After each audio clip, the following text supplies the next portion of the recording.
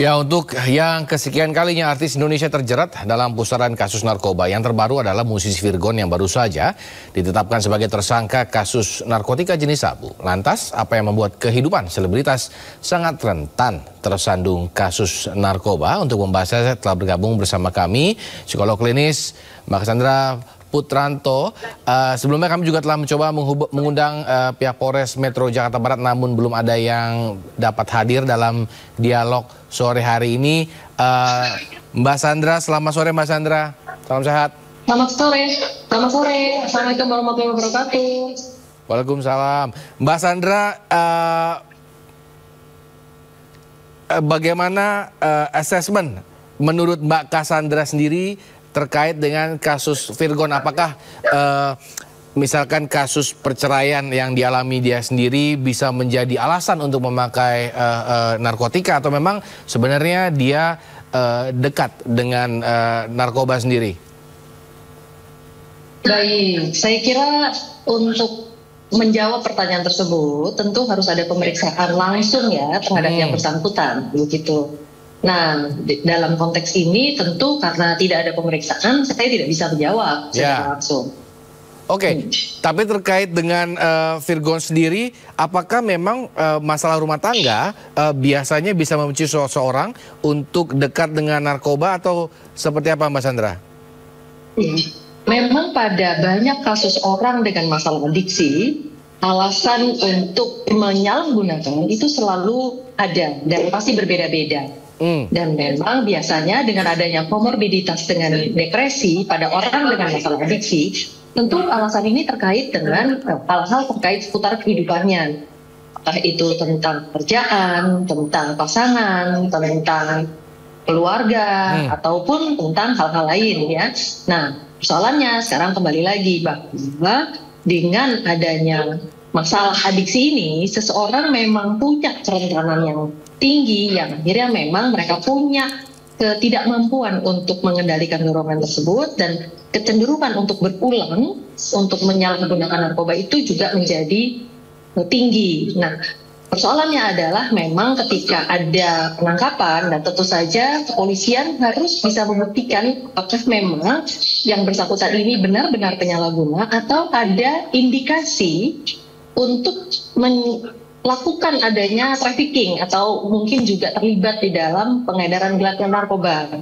Nah, apabila ternyata sudah dapat dibuktikan ternyata tidak ada indikasi tersebut, baru bisa orang dengan masalah adiksi ini dirujuk ke rehabilitasi. Nah, persoalan yang sering terjadi adalah setelah dirujuk ke rehabilitasi, itu orang-orang dengan masalah adiksi ini tidak menyelesaikan proses rehabilitasi secara tuntas. Sehingga akhirnya kemungkinan berulang itu menjadi tinggi sekali. Oke, pertama dia sempat informasinya bahwa dia telah berhenti di 2012. Yang kedua adalah dia sempat mengatakan juga bahwa untuk menurunkan berat badan. Ini apakah dua-duanya bisa benar dan bisa salah, atau bagaimana Mbak Sandra?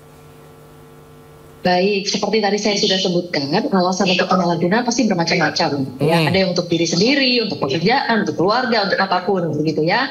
Tetapi yang jelas, dampak dari narkotika ini, ya itu dibedakan antara yang memang sifatnya meningkatkan atau stimulan, begitu, atau uppers, atau yang memang sifatnya menurunkan emosi, dorongan, dan lain sebagainya, itu disebut downers. Lalu kemudian ada yang halusinogen, itu jadi memang ada imajinasi untuk kreativitas dan sebagainya. Lalu kemudian yang sifatnya inhalan, jadi melalui hidung untuk dihirup. Nah, dengan 4 jenis tersebut, dampak yang dituju itu memang berbeda-beda. Nah, salah satunya tadi misalnya ingin kurus misalnya. Kenapa? Karena agenda ingin kurus itu apabila bisa menggunakan zat-zat yang sifatnya uppers, meningkatkan kinerja atau stimulasi sehingga banyak bergerak, sehingga di jangka panjangnya itu diharapkan untuk bisa menjadi kurus. Tapi kenyataannya itu tidak demikian, karena justru dampak-dampak dari narkotika ini lebih besar tidak pada proses penyelesaian tadi yang dimaksud atau dituju, begitu ya,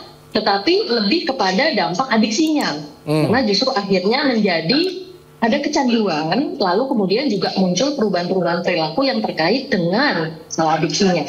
Jadi tujuan-tujuan yang tadi diharapkan justru tidak tercapai karena akhirnya justru muncul dampak-dampak psikologis dan dampak perilaku sebagai akibat dari penyalahgunaan narkotika ini, terutama di dalamnya adalah kecanduan yang semakin lama semakin tidak bisa dikendalikan atau tidak bisa dihentikan.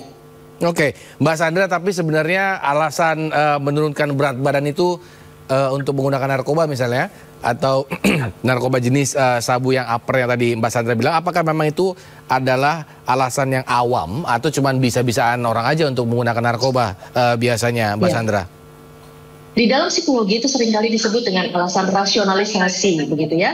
Jadi ketika seseorang menggunakan alasan untuk merasionalisasi alasannya, tetapi kan kembali lagi bahwa seperti yang tadi sudah disebutkan, dampak tersebut itu seringkali tidak tercapai.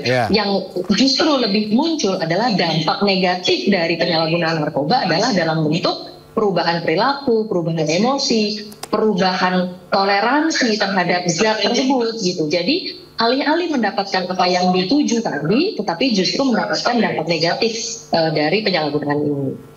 Oke, Mbak Sandra, kita tahu ini Virgon adalah satu dari beberapa artis yang dalam setahun belakangan ini terjerat oleh narkoba. Apa yang membuat para artis ini dekat sekali dengan narkoba? Ya, sebenarnya memang orang dengan masalah adiksi ini bisa terjadi pada berbagai macam profesi, ya. Nah, tapi kembali lagi memang ada profesi-profesi tertentu yang lebih rentan. Kenapa? Karena memang ada kebutuhan untuk tadi misalnya untuk bekerja dengan jumlah jam yang panjang, kemudian mungkin perlu stamina yang tinggi, atau ada pekerjaan-pekerjaan tertentu yang membutuhkan kreativitas, atau mungkin justru ada pekerjaan-pekerjaan yang sangat menekan dan stressful sehingga memerlukan zat-zat yang sifatnya bisa menenangkan dan lain sebagainya. Tetapi sekali lagi seperti tadi yang sudah disebut, ada fenomena yang disebut rasionalisasi di mana setiap orang ini bisa menggunakan alasan-alasan tertentu, termasuk di dalamnya adalah untuk mendapatkan dampak yang tadi diwujudkan ya. Apakah memang untuk mengatasi tekanan, untuk stress reliever, apakah untuk kurus, apakah untuk menjadi lebih semangat, apakah untuk menjadi lebih kreatif dan lain sebagainya. Oke, berarti itu membenarkan mereka untuk menggunakan zat-zat tersebut ya, Mbak Sandra.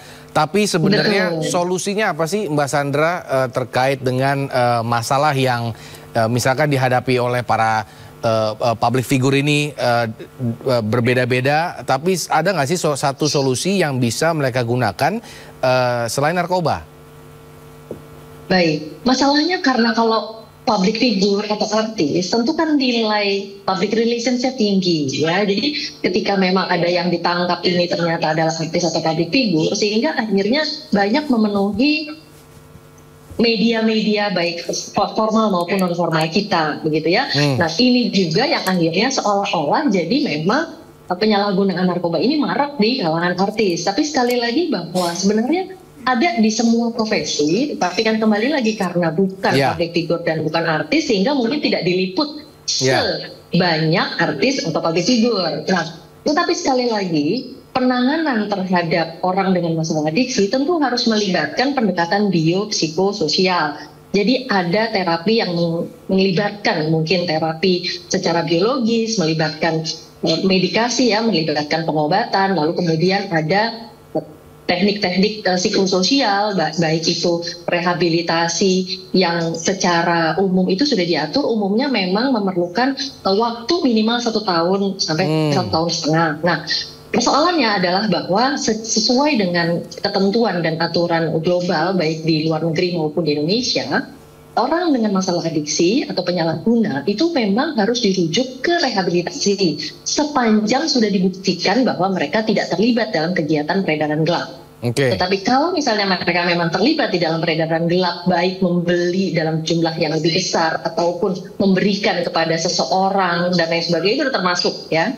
Nah, ketika itu bisa dibuktikan bahwa memang mereka tidak terlibat dalam kegiatan peredaran gelap, maka mereka bisa dirujuk ke rehabilitasi. Nah, persoalannya seringkali proses rehabilitasi tidak diselesaikan, sehingga rujukan rehabilitasi hanya digunakan agar bisa melepaskan diri dari jerat hukum. Nah, ketika mereka tidak menyelesaikan rehabilitasi, tentu saja proses rehabilitasinya tidak selesai, dan sehingga akhirnya tentu saja pengobatannya ini tidak maksimal dan akhirnya kecanduannya atau masalah adiksinya tidak selesai. Nah, jadi yang paling penting tentu adalah menyelesaikan proses rehabilitasinya sesuai dengan ketentuan yang ada. Nah, proses yang saat ini juga sedang menjadi pertimbangan banyak orang adalah bagaimana orang dengan masalah adiksi ketika sudah dirujuk harus menyelesaikan proses rehabilitasinya dan tidak putus di tengah jalan, karena apabila ternyata terjadi berulang, ada penangkapan berulang, jadi sudah dirujuk rehabilitasi lalu hanya menyelesaikan beberapa sesi lalu kemudian balik lagi, tentu saja harus diterapkan sanksi hukum yang memang perlu dilakukan, karena sekali lagi adalah harus ada efek jerah. Nah, yang jelas kuncinya adalah menyelesaikan proses treatment atau proses rehabilitasi sesuai dengan ketentuan yang berlaku, sesuai dengan kebutuhan yang diatur minimal itu 1 tahun sampai 1 tahun setengah. Baik, Mbak Sandra. Ya. Berarti hukuman rehab ini masih terlalu ringan ya menurut Mbak Sandra. Lalu apa yang kira-kira membuat bahwa rehab itu diputus di tengah jalan, Mbak Sandra? Ya.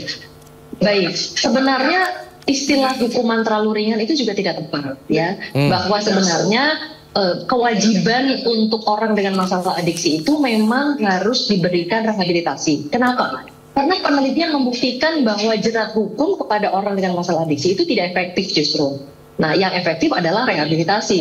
Tetapi tentu saja harus dipikirkan cara bagaimana supaya orang dengan masalah adiksi ini yang sudah tertangkap lalu kemudian dirujuk rehabilitasi itu bisa menyelesaikan program rehabilitasinya. Karena kunci dari keberhasilan rehabilitasi adalah menjalankan program rehabilitasinya secara penuh dan komplit atau selesai programnya. Apabila tidak selesai, apabila putus di tengah jalan, nah tentu saja tingkat relapsnya menjadi tinggi. Nah, ini yang kemudian menjadi PR ya, barangkali di dalam pertimbangan, karena sekali lagi bahwa tempat tahanan itu kan juga terbatas ya. Bagaimana sejumlah tersangka yang terlibat dengan penyalahgunaan narkoba, lalu kemudian ditangkap, lalu ternyata apabila memang sudah bisa dibuktikan dengan pemeriksaan dari BNN bahwa yang bersangkutan adalah memang murni penyalahguna, tentu hukumannya, konsekuensinya adalah rehabilitasi. Nah, PR selanjutnya adalah memastikan bahwa proses rehabilitasinya itu dipenuhi dan dijalankan secara lengkap. Mungkin harus ada solusi-solusi yang baru, terobosan-terobosan baru untuk mengikat orang-orang dengan masalah adiksi dan keluarganya untuk memastikan bahwa program terapi ini bisa selesai dengan komplit. Baik, terima kasih Mbak Cassandra telah bergabung bersama kami sore hari ini. Kita tunggu perkembangan kasus ini. Semoga tidak ada artis-artis lain yang terjerat narkoba. Selamat sore Mbak Sandra. Selamat sore, terima kasih kembali.